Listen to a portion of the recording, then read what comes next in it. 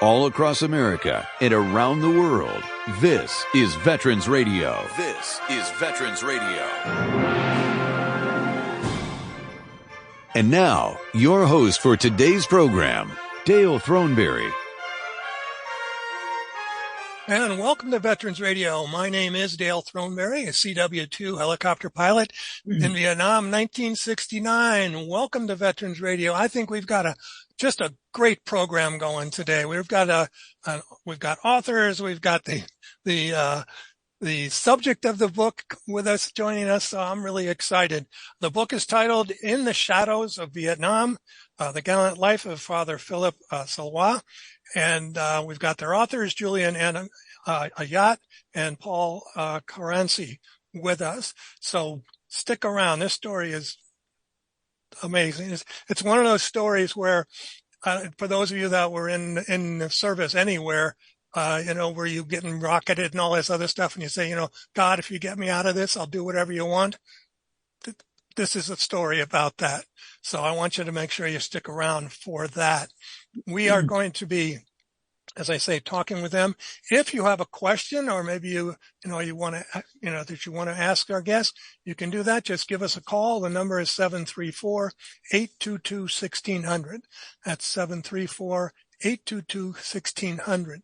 I've got two events that I need to promote a little bit here. Number one, coming up next week, for those of you in southeastern Michigan, and that's our Vet Fest.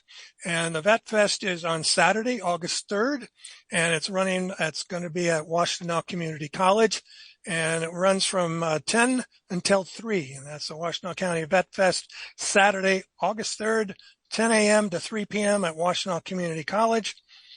All kinds of service organizations are going to be there. The VA will be there. There'll be veteran service officers there to answer your questions about benefits, anything that you want to know, and all kinds of activities for the family. So come on out. Live music, everything else. And Veterans Radio will be there. So hopefully you'll come out and join us. Again, that's Vet Fest, Saturday, August 3rd, 10 to 3. The other thing is that our annual fundraiser for Veterans Radio is coming up, and that is Radio on the River. And Radio on the River, for the third time, is going to be on Sunday, September 22nd. And that's going to run from 2 until 5 p.m. And then we're going to do a live program at 5 p.m. From our location, which is right on the Huron River. So mark your calendar. This is our annual fundraiser. Sunday, September 22nd, from 2 until 5, I believe, and what the hours are going to be. You can find out more information if you get our flyer, or if it's on our website, veteransradio.org. So check it out. Before we get into the interview, I need to thank our sponsors, because we cannot ever do this program without their support. And so starting off with is Legal Help for Veterans, and Legal Help for Veterans specializes in veterans' disability claims. You can give Legal Help for Veterans a call at 800-693-4800, or go to their website, legalhelpforveterans.com. The National Veterans Business Development Council, better known as NVBDC, is the nation's leading third-party authority for certification of veteran-owned businesses. If you want to do business with the federal government and you're a veteran-owned business, you got to be certified so they can prove that you're actually a veteran-owned business. These are the guys that can help you out with that. For more information, go to their website. That's nvbdc.org, or give them a call at 888-237-8433. The Charles S. Kettles VA Medical Center here in Ann Arbor, Michigan. For more information with them, go to va.gov/Ann Arbor Healthcare. The Vietnam Veterans of America. Never again will one generation of veterans abandon another. For more information, go to their website, vva.org. The Irwin Prescorn American Post 46 and the Charles S. Kettles Vietnam Veterans of America, Chapter 310, both of Ann Arbor, Michigan. And we really do appreciate the support that they've given us over the last 20 years. If you'd like to support Veterans Radio, please go to our website, veteransradio.org, click on the donate button, and I'll thank you in advance for your support. Now, today's program. Here we go. All right. As I mentioned, the book is titled In the Shadows of Vietnam, and it's a story of Father Philip Salois. And obviously, I'm going to bring them all on here. So we've got Father Salois. Can I call you Father Phil? Yes. Okay, that will work. So, Yeah. first of all, I want to introduce the hero of our story. Here is Father Philip Salois. So, Father Phil, welcome to Veterans Radio. Thank you. And I've also got the other two authors of the book, and that is Julian Alyat and Paul Caranci. I'm getting these names correct as we go along here. So, Julian and Paul, welcome to the program. Thank you. All right, so let's go back in time a little bit. And Father Phil, I'm going to ask you this. What happened on that day in 1970 where you had to answer to God? Well, we were on a mission to search out an NVA bunker complex. And we were 2 platoons and the command control with us. And on February 28th of 1970, the day before that happened, we were the second platoon was my platoon. We were in the rear, and the first platoon was in the front. So we found it was kind of late in the afternoon to lay a siege, and it was triple canopy jungle. And if anybody is familiar with that, it gets very dark early in triple canopy jungle. It was maybe like 4:30, 5 o'clock. It was already getting dark. So we decided we had to go about 1,000 meters in the opposite direction to find a landing, a resting area for us to camp out for the night. So we did, and the next morning, our platoon was the one designated to go out. And meanwhile, no one slept that night because it was, everybody was on edge because we knew that the Vietnamese could smell us. They knew that we were there. But fortunately, nothing happened that night. The next morning, we got up, and we were the ones leading out. It was our turn to lead out the company, the 2 platoons.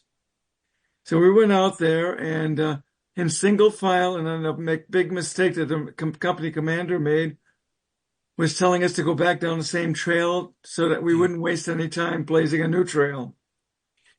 And going down the same trail is a death march.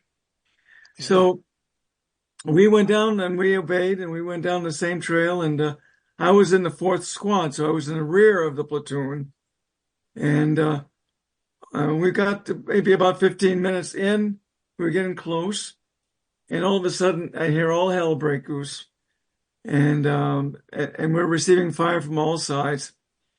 And so we're looking for cover. We're trying to get behind trees. We're trying to get behind rocks or whatever we can hide behind until we can form a defensive perimeter.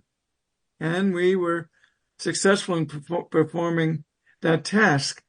And no one was injured at that. Well, we had injuries, but there were no KIA casualties at that point. We also discovered that the first 6 people of our platoon were alienated. They were separated from the rest of our platoon by a 20-yard clearance. And they were the ones carrying the platoon radio. So we had to bring the radio up for command or the first platoon to try to get a hold of them. But every time we tried to reach them, they weren't responding. So we figured they were either all dead or they had killed the radio. So and we had formed a defensive perimeter at that point. We were returning fire, and it was about a half an hour, it seems, maybe less, maybe more. Never know what time it is over there. Nothing was being done to try to rescue our guys. So I got very angry about this whole thing. And I said to God, I said, Lord, I'm going out there to rescue those guys. I don't care. Nobody else seems to be going. I'm going out there. If you get me back out safe and sound and without a scratch, I'll do anything you want. It was a crazy thing to do because I wasn't carrying an M16. I was carrying an M79 grenade launcher, and grenade launchers in the jungles of Vietnam are almost totally useless in battle. You have to shoot them almost at a 45-degree angle up so they don't hit a tree in front of you to come back and ricochet on you. So one guy came up and said to me, well, if you're going to do this crazy thing, I'll go with you. And his name was Herbert Klug from Dayton, Ohio. He was a sergeant, I mean, a Spec 4 like me, and he carried an M16. So I said, okay, we'll go out there. We low crawled. We found this big boulder that we could hide behind to give us cover, and we just blasted the whole right flank with all the firepower we had. I was lobbing those grenades as fast as I could, and one by one, one guy came back, another guy came back. I could see them running back to safety, and saw 4 of them run back, and we knew that there were 6 guys out there. So Herb said, well, it doesn't look like the other 2 are moving. We better make a move for ourselves to go back. We'll go out and get them later. So we low crawled back, and I got back over to my line, and I looked over my shoulder, and Herb wasn't there. So I said, what's going on? I said, he didn't come back. I looked over the berm, and he was halfway out there on his stomach. So without even thinking, I went back out there, still receiving fire. Tried to drag him in, but I couldn't even move him an inch. And that was my first experience of what dead man, dead alive or whatever. Dead weight. Dead weight. Yeah, dead weight. Yeah. I'm getting old. I'm getting forgetful. But dead weight was all about. And so a couple of guys went out there. We helped drag him in. We turned him over after we brought him in, and he had received around the chin and went out the top of his head. And he was dead immediately. Never knew what hit him. And so they were starting to dust off people. And they asked me, asked me to go out there to try to locate the other 2. I said, I'll go, but I can't go by myself. I can't carry those guys by myself. So a couple of guys came with me, 3, 4 guys. And we went out there and found the one guy was very injured, and found out later he had an eye blown out. So he was the point man. So they brought him back, and the other man was our lieutenant. He was killed. We carried his body back, and they all dusted off. At the beginning of that endeavor, we were 27 in our platoon. 20 people two people were killed, and the rest were wounded in actual action. And 7 of us never received a scratch. So I was one of 7 people left in our 2nd platoon. And that's about the story. And then it was pretty much all day we were there. And by the time we were finished, it was getting close to almost dark again. So we had to go and find another place to camp out for the night. And that was a night that was more frightful than the other night, because I figured they were going to come back and finish us off. But fortunately, we were all of us were on guard all night. And fortunately, none of us, they didn't come back. Apparently, we got them all, and we chased them away. And the next day, we broke camp, and we went out finding another LZ, and they dropped off 12 new guys for us. We had a new lieutenant. And we weren't finished our mission. We had 7 more days to go. So I immediately became a squad leader at a private first class. I was a squad leader because I was 6 months in. I was the expert at jungle warfare. Talk about a joke. Yeah. We all talked about that a little bit before we went on the air. So we all went in early, by ourselves, and then you're flying. In my case, I'm flying along with these guys who had been there for a whole 3 months, and they're the experts, and something happens to them, and then you become the head of the platoon or squad or whatever it is, and you just have to do what you can do. And I appreciate the thing for my audience to know is that you received a Silver Star for this little action that you went into, and carried the Herb Klug got this Distinguished Service Cross, right, which is number 2 on the list of awards. Right. And I think that I was going to read the award, but you've already told us what happened there. And I think that You know, I my audience knows, that I was a helicopter pilot, so I was the one that just flew you guys in and brought you back out, never really appreciating what you all had to go through.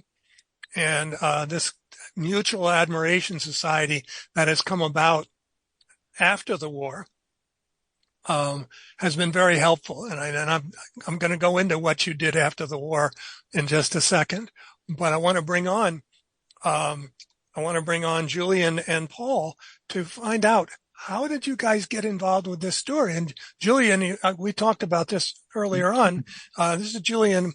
Last name is pronounced Ayat, and he is a writer as well. He writes murder mysteries, historical novels. I'm going to give you guys a little credit here. So there's a couple of books that were titled. One is The Flowers of Heaven, Dangerous Bloodlines, A Life Before, Disappearance, Codenamed Lily. That's the historical novel about a woman in Belgium, wasn't it? Yes, correct. I see. And then a couple of books by Paul is Scoundrels, The Hanging and Redemption of John Gordon, The Promise of Fatima, I Am the Immaculate Conception, and Darkness at Dachau.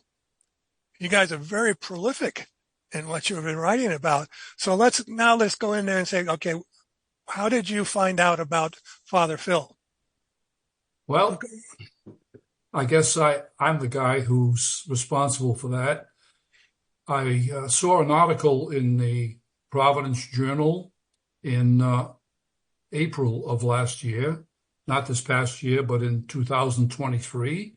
And it was written by a guy named Frank Lennon, who writes a column on veterans for the Providence Journal once a week. And this particular column was about Father Phil and his exploits. Now, what is ironic about it is that Father Phil was born in Woonsocket, Rhode Island. My brother was the former mayor of Woonsocket, Rhode Island. I now live in Lincoln. He lives in North Smithfield, about 15 minutes away. I never heard of him. I said, who is this guy?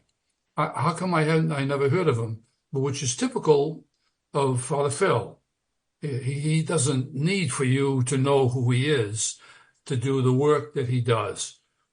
But it was a story, as he mentioned, about his heroism in the jungles of Vietnam, and then how he later, accepted the call that a lot of people make a promise about in combat, but they never follow it. And he did. This touched me, and I said, I'm going to try to find his email address, which took me about 6 hours. And then I find this email address there's one lock in it. And I'm saying, what the heck is this guy talking about? So I said, this is for real, because that sounds like a Vietnam name to me. And so I sent him an email and address. I introduced myself and said, I just read the article in the journal about you. And I was wondering if you'd be interested in my writing your story in a book.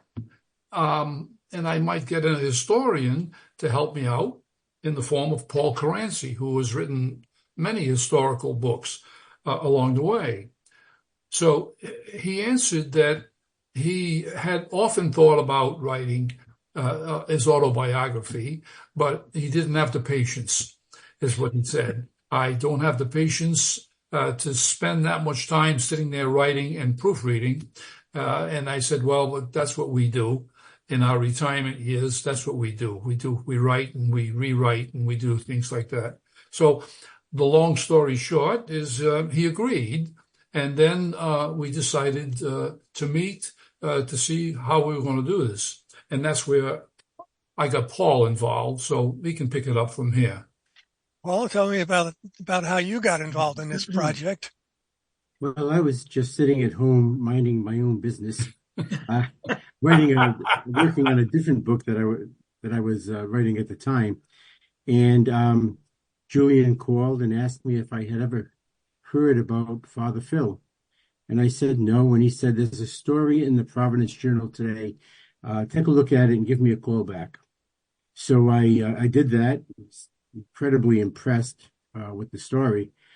Called Julian back, and he said, I want to write his biography.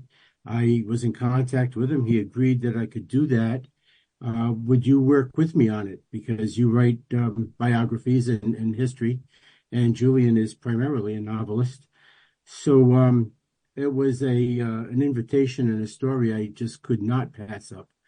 So I put the book I was working on aside, and I worked with Julian on this. The interesting thing about it was I had just finished working on a biography of a cover band out of Georgia where there are 8 band members, all alive and well. And usually I write history, and the subjects that I write about have been dead for hundreds of years. That was my first experience writing a biography about living people. And it was the most difficult thing I've ever done because the stories conflict and everybody has a different understanding of the events. So I swore when I finished it, it took over 18 months, and I said, I'll never write about another living person again. And it wasn't more than a month later that Julian called with this offer. But the story was just so good that even though Father Phil is alive and well, I couldn't pass it up. So I agreed, and we went to work on it. Can you tell me about the first time that you met Father Phil? What was your impression? Which one of us? Paul, you'll go first. Okay, yeah. Actually, it was quite interesting because Father Phil is a priest like none other that I had met in the past. And his language was a bit rough, and as he tells his story, he was very animated and fascinating at the same time. But I said to him at some point along the way, you don't speak like priests that I know. You swear occasionally and you throw in a rough word.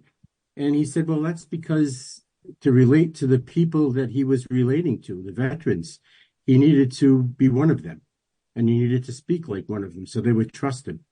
And he apparently he'll tell you the story about that in a little bit, but apparently was able to do that to perfection, and had gained the trust of all of these veterans to the point where they would open up to him, and he was able to work on their problems with them because of that. I found Father Phil to be an absolutely fascinating person, an extraordinary priest, and just every story that he told us, every aspect of his life was absolutely astounding and extraordinary. Yeah. Julian, tell me how you finally hooked up with him. Well, I actually contacted Father Phil by email and said, I think that we should meet for breakfast. That's always an icebreaker. And we'll decide at breakfast exactly how we're going to proceed. And when we did meet at an IHOP for breakfast, we found out that he has quite an appetite and that he enjoyed the breakfast meetings more than anything. So we decided that because there were going to be so many events to discuss and the chronological order of these events was going to be complicated, and we would have to go back and look at them several times. As Father Phil has indicated, at 75 years old, sometimes the dates get a little confused or mixed up, and so we had to go back and make sure and verify all the dates. So what we did is we taped every single meeting for about an hour and a half, and the extent of the meetings was limited to about an hour and a half because that's a lot of relating of skills and history and stuff like that. And we did this, Paul, I think for about 5 or 6 times, at least. And then we had all the information we needed, and we started drafting one chapter at a time. I would do the initial draft, and Paul would come in and he would edit it. And then we'd send it to Father Phil to look at, and inevitably he'd have changes because it's his story. So we had the prerogative of having changes. And so we made the corrections and then moved on. And in the process, we started to realize that he knew so many people out there, so many important people that, congressmen. And he gave the opening prayer of the U.S. Congress one year at the invitation of Representative David Cicilline here from Rhode Island, and he did this in Washington, D.C. He spoke at the Vietnam Veterans Wall one year to promote his minister's organization. He said to us very clearly, he says, I'm entrusted with counseling people with post-traumatic stress disorder, but who counsels the counselor? Mm-hmm. Who do we pour our souls out to? And so it was very important for him to establish a group of people like him, counselors, in the ministry, who do the same kind of work he does with post-traumatic stress disorder. And so he was invited, by the founder of the Vietnam Wall to speak at their November 11th Veterans Day presentation. And boy, did he jump on that opportunity, and I don't blame him. It was a captive audience. And that really was the beginning of his mission for the next 30 or 40 years. So it's an amazing story. And, there's so many stories that I wouldn't know where to begin. I know. It's been difficult for our audience. We are talking with the authors and the subject of the book titled In the Shadows of Vietnam, The Gallant Life of Father Philip Salois. And Father Phil, I of course, I found this story just resonated with me. And it's not that I'm religious or anything like that, but just the explanation of post-traumatic stress and the way that you went through your own journey, to come out the other side. Could you tell us a little bit about that? Because I know that when you got back, you were kind of lost like many of us were. When I come back, actually, I got my job back from the insurance company I worked for before I got drafted. So they were very good. They had to take me back because it was the law. If you got drafted out of an employment, they had to take you back when you got out. And it was the Employers Insurance of Wausau had just opened up a branch in Los Angeles, which they only were there about 4 years. And I was working for them, and they were very patriotic people, and they were lovely, lovely, a lot of Polish background, a lot of Eastern European background. And so when I came back, they welcomed me with open arms. But when I started talking a little bit about Vietnam, they kept saying, "Oh, don't talk about that. That's pain. That's too painful. We don't need to hear that. We're just glad that you're here." So okay, so I swallowed it and I said, "Okay, I won't talk about it." And that was the beginning of going into my Vietnam closet, because after that, none of my friends and classmates wanted to hear about it. Nobody wanted to talk about it, and we were in a generation where we were not very welcome back, and it was not a good topic to talk about anyway, to get any respect. So I just swallowed it up, and I stayed in my Vietnam closet for 13 years until it finally came out once I was in the religious order. And how did you decide to go into the priesthood? Well, it was not my choice. God called me. Oh.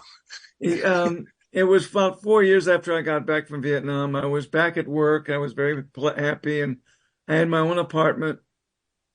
And I all of a sudden, an article in the newspaper was talking about the great shortage of priests that were happening, and the church was going to be in big trouble and all that. And I was raised a Roman Catholic. I've always been very religious, a Sunday alone Catholic, but and so I said, geez, I kept going back to that article. It was almost like saying God was trying to tell me something.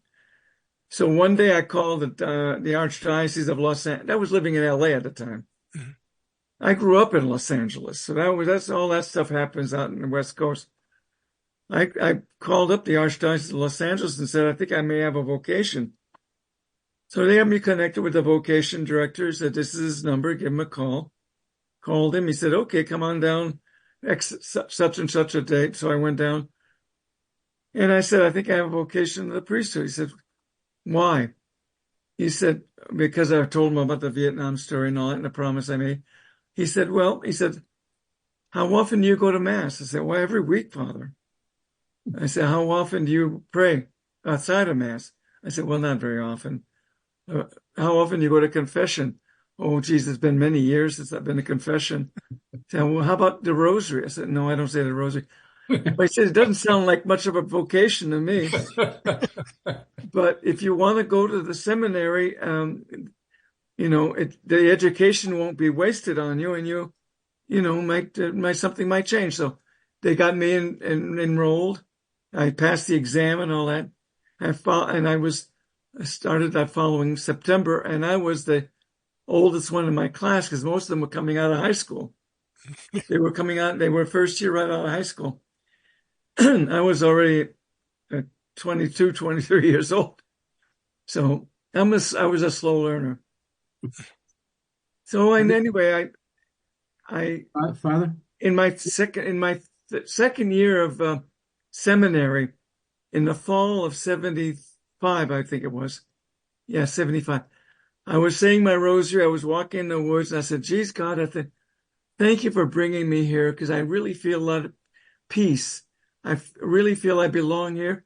And it's the first time in my life I really enjoyed studying. And so I heard this inner voice say to me, he said, well, do you remember that promise you made to me 4 years ago? I said, oh my God, yeah. It was the first time I remembered it. He said, if you get me out of safe and sound, I'll do anything you want. I said, I did say I'd become a priest. I just said, do anything you want. He said, well, this is what I want for you, he said. And then that was the end of it. That I knew that was where I was supposed to be. I never heard from him again. Not. I mean, I did, but not in that folder. So here I am, many years later, doing the work of Vietnam veterans, which I love. I've been a national chaplain for Vietnam Veterans of America for over 35 years. I gotta take a break here, but when we come back, I want to talk to Father Phil and the authors again about what you have been doing since then. And I know it's been very involved in what an advocate you have been for veterans health care, especially mental health care. And so we're going to take a break here real quick. We're talking about the book In the Shadows of Vietnam, The Gallant Life of Father Philip Salois. And it's a great story. You got to go buy it. Go buy the book. Anyway, you're listening to Veterans Radio. We'll be right back. The Medal of Honor is the highest award for valor in combat given a member of the armed forces of the United States. There have been over 3,400 recipients of the nation's highest award. This is one of them. Warrant Officer Frederick Ferguson led a 4-ship helicopter formation into a South Vietnamese Army compound under heavy fire. Details after this. If you have a VA claim denied by the Board of Veterans' Appeals, contact Legal Help for Veterans at 1-800-693-4800. They're experts in handling cases before the U.S. Court of Appeals for Veterans Claims. Their number again, 1-800-693-4800. After completing a hitch in the Navy, Ferguson got his commercial pilot's license and then joined the Army to fly helicopters. 2 weeks after graduating from helicopter school, he was in Vietnam.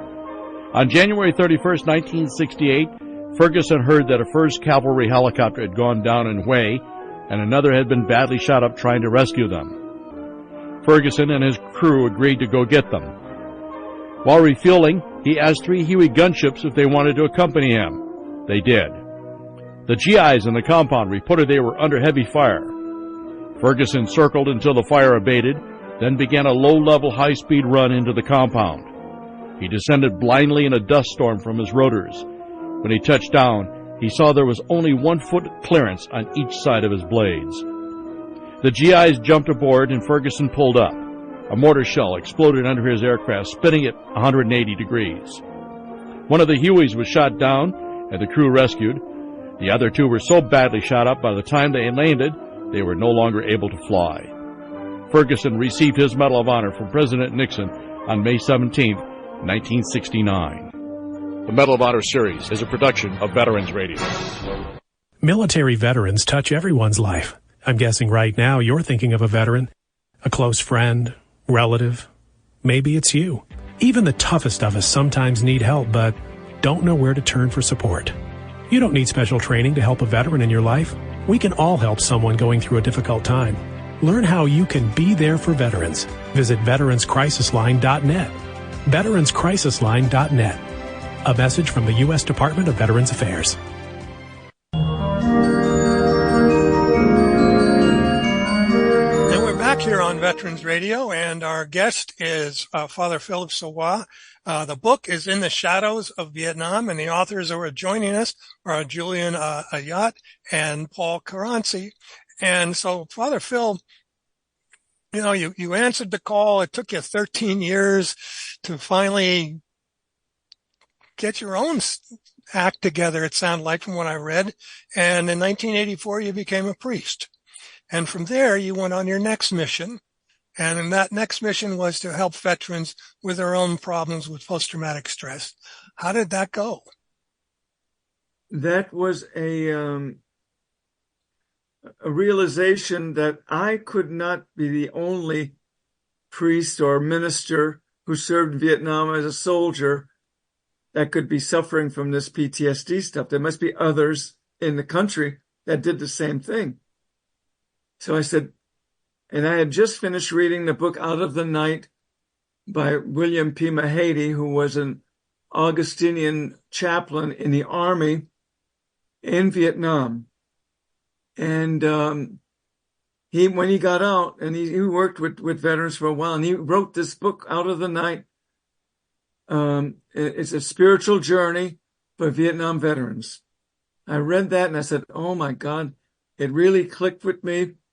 And I wanted to, so I called him, found out his number, and I called him. I said, you know, Bill, I said, I think there must be other people like me and you in the country who have taken the call to ministry after their experience in Vietnam, who are maybe suffering internally, but have no way to talk to about their problems or their suffering.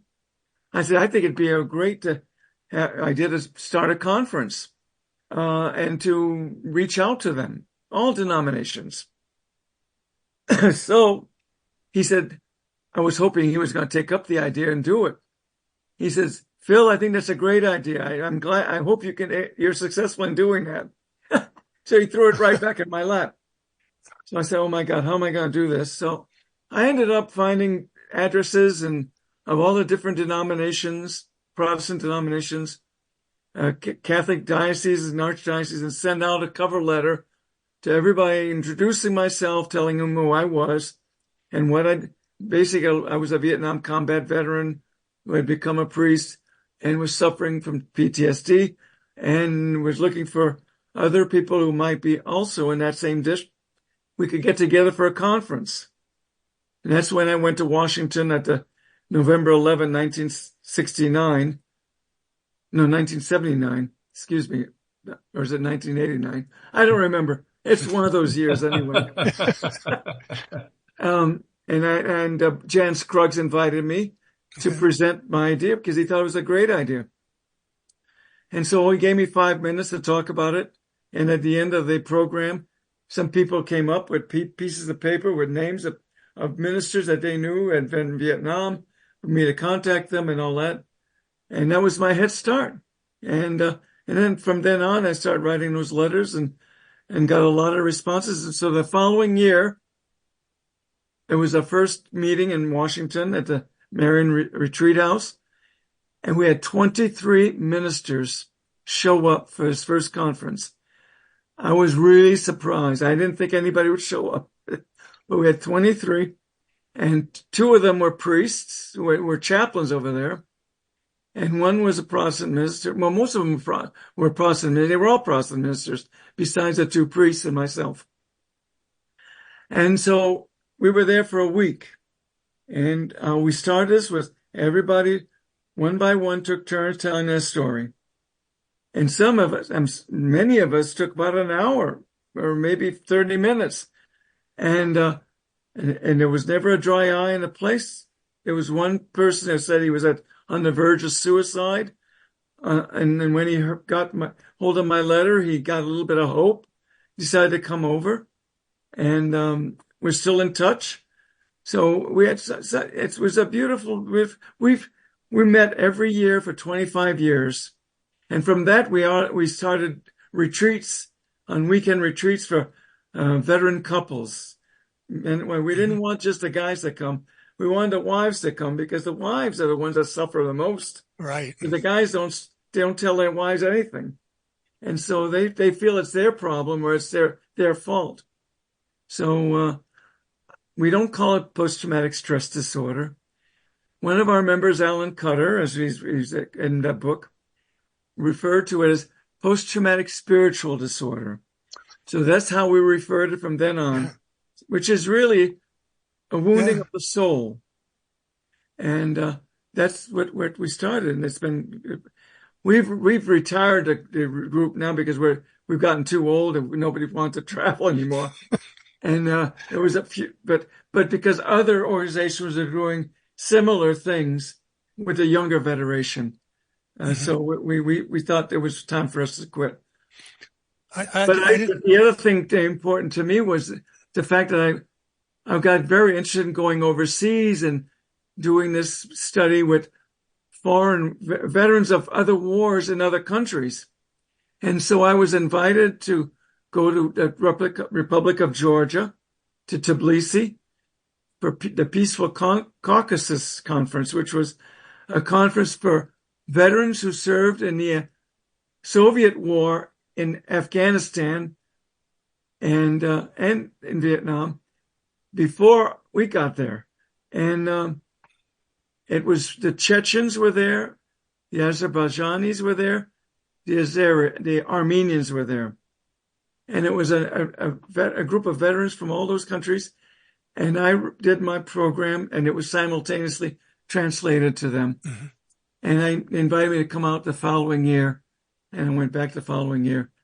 I was supposed to go to Bosnia in 2001 to do the same thing for their veterans. But what happened was that 9/11 happened, and that put a kibosh on all the travel. And that kind of put a kibosh on my overseas ministry. But that's my story. He's not done. There's a lot more to this story that, and we only have, another 10 minutes or so to talk about this whole thing. I'm going to have you back on. There's no doubt about that. Excuse me. In that time, I know that you were the national chaplain of the Vietnam Veterans of America for 40 years. You've been the national chaplain of the American Legion. You worked for many, many years at the VA in Boston and in northeastern, New England for all that time period. Are you still actively involved with any of that? I'm the department chaplain for Vietnam, for VFW in Rhode Island. I'm the department chaplain for DAV in Rhode Island. And I'm the local chaplain to all the DAVs, VFW, and VVA, which I'm still the president. I've been the president of my chapter for the last 20 years, which I can't get rid of that job because nobody wants it. And I can relate to that. I understand that.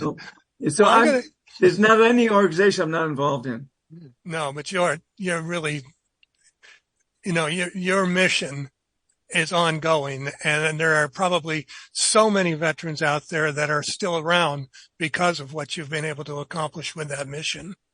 And I just want, personally, from the veteran community, I want to thank you so much for everything that you've done, because of people like you, people like me, who were able to open up and finally get this putrid stuff that was inside of us out. Mm-hmm. And, then finally be able to deal with it. I wanted to ask our authors, again, the book is In the Shadows of Vietnam. You can find it anywhere, folks, Amazon, wherever you want it to go. But, giving them a little lead up, I would like each one of you to tell one story that you think kind of identifies Father Phil to you. So we've got, what have we got? 10 minutes? Less than 10 minutes, about 8 minutes. Let's see. Julian, I'll start with you. Well, I wrote in the book, in the preface, that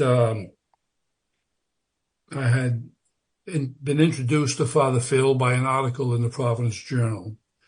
And, I said to myself, I'm disappointed in myself for not having known Father Phil until now. And that I felt it was my obligation, and I think Paul feels the same way. I have to write this story.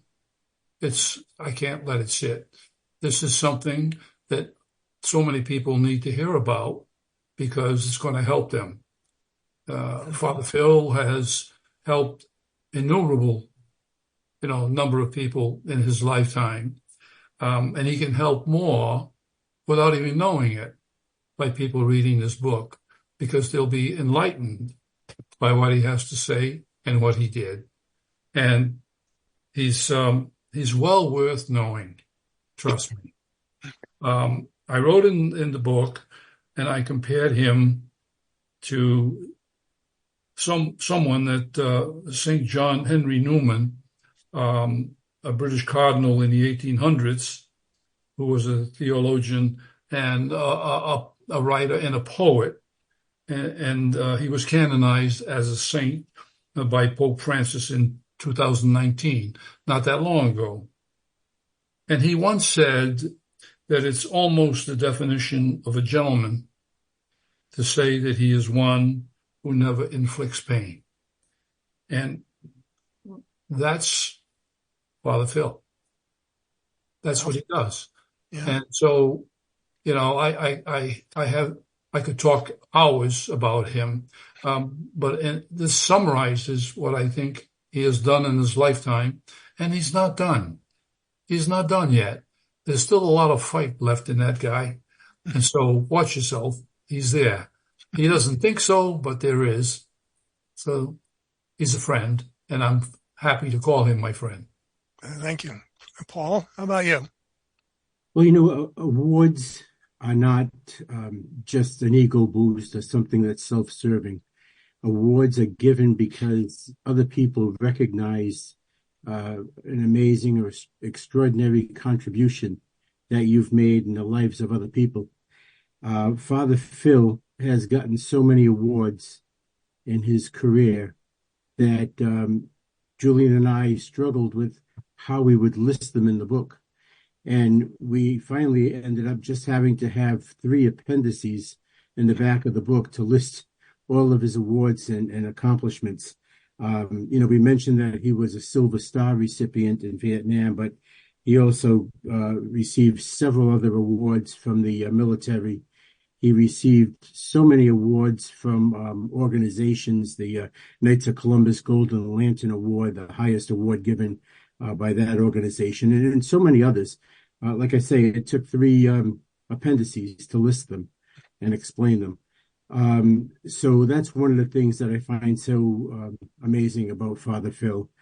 But there is another story that I can relate to in a sense, and it's not about Father Phil, it's about his parents and the amazing love story that resulted in their wedding, their marriage, that Julian so eloquently wrote about at the beginning of the book. And I think that just deserves a mention because it's extraordinary.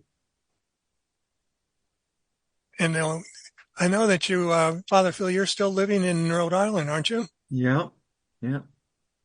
All of you are from Rhode Island. Guys, I know you live 15 minutes from each other. Yeah. Around the corner. We didn't have time to talk, but I just wanted to mention that one of the important parts of my life was going back to Vietnam and adopting that Vietnamese family. That'll be for another show. I did want to ask you if you had ever gone back, because many of my friends have gone back. I don't know if I'm quite ready for that. But you adopted a Vietnamese family while you were there? Yeah, they're living in Santa Ana, California now.